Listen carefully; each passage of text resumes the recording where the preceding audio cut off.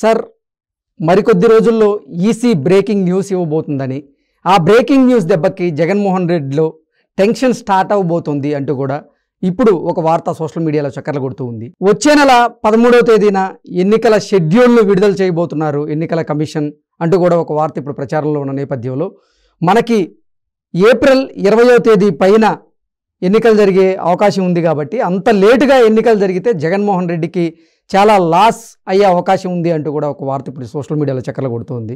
ఏంటి సార్ ఈ అంశాన్ని మనం ఎలా విశ్లేషణ చేసుకోవచ్చు? మంచి ప్రశ్న అడిగారు కృష్ణ గారు. ఈరోజు ఆంధ్ర రాష్ట్రంలో మొన్నటిదాకా ఏమనుకున్నారంటే మార్చి ఆఖరి లోపు ఎన్నికలు జరుగుతాయి, ఒడ్డున పడిపోతాడు జగన్మోహన్ రెడ్డి గారికి వెలుసుబాటు ఉంటుందని చెప్పని భావించారు.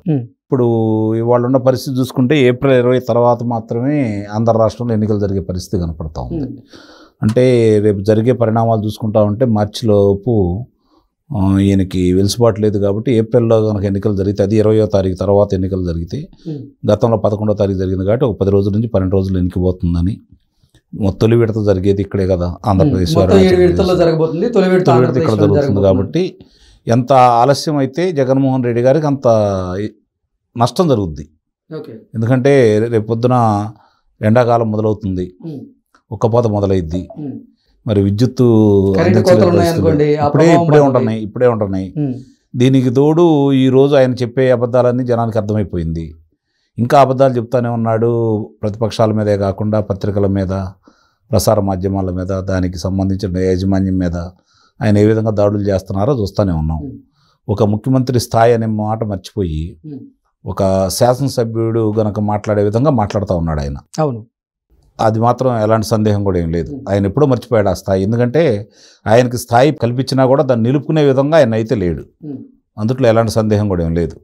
ప్రజల్ని ఎక్కడికి మభ్యపెట్టాలి, ప్రతిపక్షాల మీద దుమ్మెత్తిపోయాలి, ఎదురుదాడి చేయాలి, కానీ అది వ్యూహాత్మకంగా చేస్తున్నాడని అయితే నేను అనుకుంటున్నాను. ఎందుకంటే వాళ్ళ శ్రేణులు రెచ్చగొడుతున్నాడు, వాళ్ళు రెచ్చిపోతున్నారు, దాడులు చేస్తూ ఉన్నారు. ఒకవేళ ఎక్కడన్నా నిలువరించాలని చెప్పని ప్రతిపక్షాలు ప్రయత్నిస్తే వాళ్లే దాడి చేసినట్టు రక్షక భటులు వాళ్ళ మీద తిరిగి అభియోగాలు మోపుతూ వాళ్ళని ఇబ్బంది పెడతా ఉన్నారు. ఇవన్నీ ఎందుకు చేస్తున్నాడు అంటే ఒకసారి మనం సూక్ష్మంగా దాని గురించి కనుక పరిశీలిస్తే అతను చాలా వ్యూహాత్మకంగా నడుచుకుంటున్నాడని అయితే నేను భావిస్తున్నాను. ఎందుకంటే ఇందుట్లో ఒక గ్రామంలో ఏదన్నా గొడవ జరిగిందనుకోండి, ఆ గ్రామంలో ఉన్నటువంటి పార్టీ, తెలుగుదేశం పార్టీ కావచ్చు, జనసేన పార్టీ కావచ్చు, బాగా పనిచేసేవాళ్ళు, ప్రభావితం చేయగలిగిన వ్యక్తులు, వాళ్ళు ఆ ఘటనలో పాల్గొనకపోయినా కూడా వాళ్ళ పేర్లను పొందుపరుస్తూ వాళ్ళ మీద కూడా అభియోగాలు మోపుతున్నారు.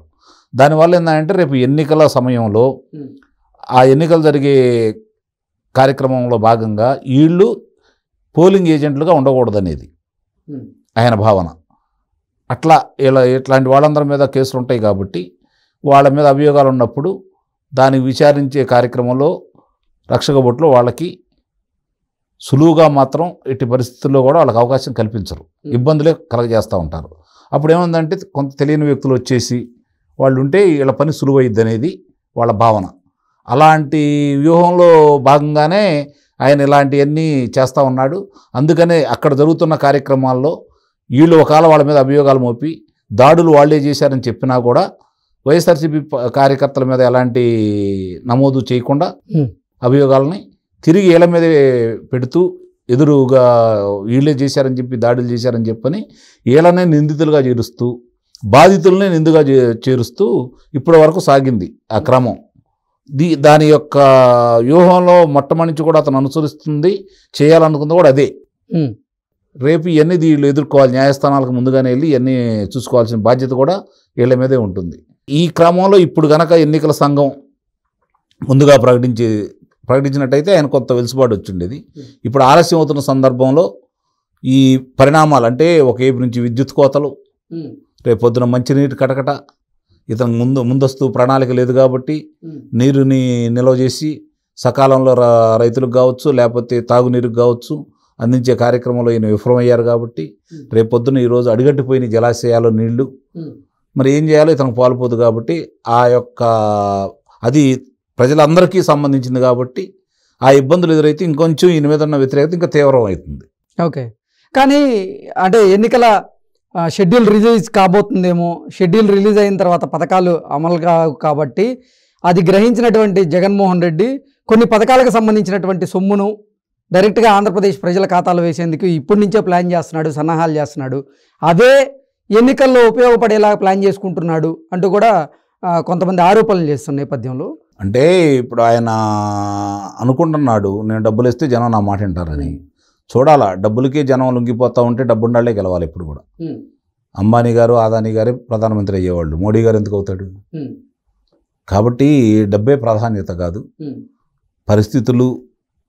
గత ప్రభుత్వం చేసినటువంటి గత ప్రభుత్వం ఏదో అన్యాయం చేసిందని చెప్పని ఈ ప్రభుత్వానికి అవకాశం కలగజేశారు. ఈ ప్రభుత్వం ఘోరాతి ఘోరంగా ఉంది కాబట్టి మళ్ళీ బరాయించే పరిస్థితులు అయితే లేరు ప్రజలు. కాబట్టి వీళ్ళు ఎంత చేసినా ఎంత ధనం ఇచ్చినా కూడా జరుగుతున్న పరిస్థితులు, ప్రతి ఇంటికి ఈ ప్రభుత్వం వల్ల లాభం జరిగిందా నష్టం జరిగిందా, లేకపోతే తన కుటుంబ సభ్యులకు కావచ్చు తన బంధువులకు కావచ్చు న్యాయం జరిగిందా నష్టం జరిగిందా, రాష్ట్రానికి న్యాయం జరిగిందా నష్టం జరిగిందా, ఈ మాత్రమే ప్రామాణికంగా తీసుకుంటారు. ఓకే, ఇప్పుడు ఒకవేళ నిజంగానే లబ్ధిదారులు అందరూ కనుక ఓట్లేస్తే పసుపు కుంకుమ కింద 2019లో చంద్రబాబు నాయుడు గారు 80 లక్షల మంది మహిళలకి 10,000 రూపాయల కాడికి వేశారు. మరి ఓట్లు వేశారా? లేదు కదా. కాబట్టి ఇవన్నీ తాత్కాలికం అండి. ఇంకా తెలిసి కూడా ఒకళ్ళ మించి ఒకళ్ళు ధన ప్రవాహం పారిస్తూనే ఉన్నారు, అందులో సందేహం లేదు.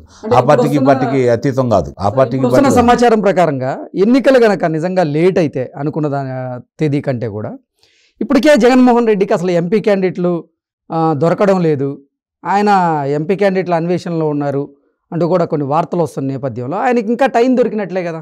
ఇప్పుడు టైం దొరికిందంటే అదే కనుక ముందైతే గబిక్కిన ఎవరో వాళ్ళకి ఇచ్చారని చెప్పి సరిపెట్టుకునేవాళ్ళు. రోజు రోజుకి జారుకుంటున్నారు కదా. ఇప్పుడు మొన్నటిదాకా వేమిరెడ్డి గారు, ఇప్పుడు వేమిరెడ్డి గారు దూరం అయిపోయారు, రామ్ అన్నారు. ఇప్పుడు చూసుకుంటా ఉంటే మరి రేపు ఈయన శ్రీకృష్ణదేవరాయలు గారు, నరసరావుపేట మాజీ లోక్సభ సభ్యులు శ్రీకృష్ణదేవరాయలు గారు తెలుగుదేశం పార్టీలో కలుస్తున్నారు.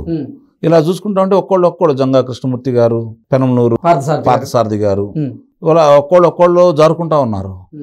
ఇంకా ఆయనకి దగ్గరకు వచ్చేవాళ్ళు ఎవరున్నారు చెప్పండి? ఒకళ్ళు ఎవరన్నా వస్తుంటే 10 మంది వెనక్కి వెళ్ళిపోతున్నారు కదా.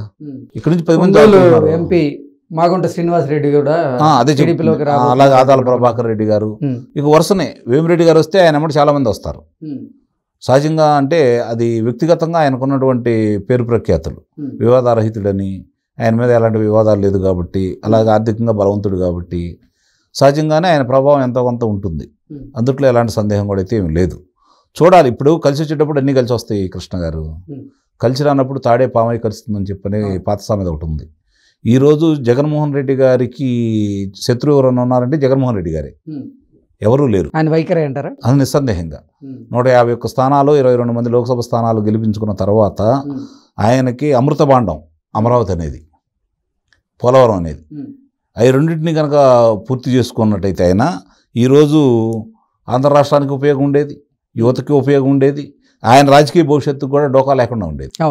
పథకాలతో పాటు ఇవి కూడా పూర్తి చేసుకుంటా వెళ్ళినట్టయితే ఆయన డోకా ఉండేది కాదు. కొత్తగా ఆయన ప్రవేశించిన పథకం అంటూ ఏం లేదు. నవరత్నాలు చూసుకుంటా ఉంటే ప్రచారం చేసుకుంటున్నాడు. ఆ ప్రచారం కూడా ఎందుకు చేసుకుంటున్నాడంటే తన సొంత సంస్థలకు లాభం చేకూర్చే విధంగా.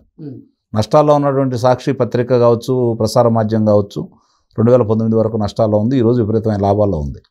కారణం ఏంటంటే అతను రాజకీయంగా కంటే కూడా వ్యాపార సరళి అతనికి బాగా తెలుసు కాబట్టి వ్యాపార దృక్పథంతో దాన్ని పైకి తీసుకెళ్ళాడు. అట్లా అతనికి ఏది వ్యక్తిగతంగా లబ్ధి తప్ప రాష్ట్రానికి ఉపయోగపడే పనులు ఏమీ చేయలేదు. కాబట్టి ఇప్పుడు కూడా చాలామంది ఏమనుకుంటున్నారంటే ఈ పథకాల వల్ల అతను గట్టెక్కుతాడంటే నిస్సందేహంగా ఆ పథకాలే ఇంకా అతను నిలబెడుతున్నాయి. ఇంకా ప్రజల్లోకి ప్రతిపక్షాలు అంత బలంగా వెళ్ళలేదు. గతంలోనే మేము ఇచ్చాం ఈ పథకాలు, ఇతనేదో మసిపుసి మారేడుగా చేస్తున్నారు, దీనివల్ల ఇలా మేలు జరుగుతుంది నష్టం జరుగుతుందని చెప్పి అయితే వాళ్ళు ఇంతవరకు అయితే ఆలోచించుకోవట్లేదు. ఆ ఆలోచన వాళ్ళకి కలగజేసే విధంగా వాళ్ళు జరుగుతున్న నష్టాలేంటో తెలియపరిచే విధంగా కనుక ప్రతిపక్షాలు ఇంకా ప్రజల్లోకి పల్లెల్లోకి కనుక వెళ్ళగలిగితే దాదాపు నాకు తెలిసినంతవరకు ఈయనకు ధరావతులు కూడా రాకపోవచ్చు.